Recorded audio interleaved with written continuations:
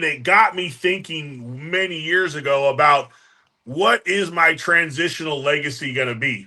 And then fast forward a couple years ago, I started to get out of powerlifting, get out of bench press. I kind of did everything I wanted to do in there. And then I took on strict curl. And then, of course, I kind of saw, people are like, well, there's this, Dennis Saplinkoff.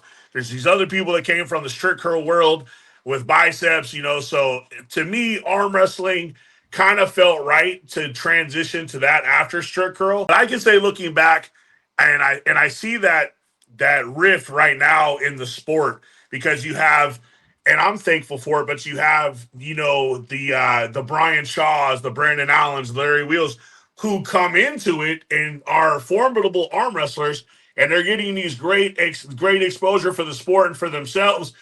But it does kind of rub the old guard kind of the wrong way. You know what I mean? Yeah. Because you see these, and it's the same thing. I often tell people it's like the Jake Paul, Logan Paul effect, right? You have these kids who are YouTube famous getting these multi-million-dollar fights, who there's professional boxers, MMA guys who have done their whole, but at the end of the day, if they're getting eyeballs on the sport, it's a win for everybody. I would say just double down and hire a social media person or get better at that part of it so you too can reap in the rewards of having a good following and being a prolific fighter or puller. That's why I'm willing to get in and do the work and pay my dues. And I think that's the difference you're seeing.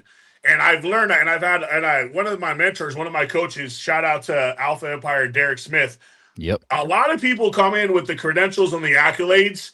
And even when I came in and you come in at the top level and you have world records and you're king dominant at your sport, it is super humbling to start back at zero.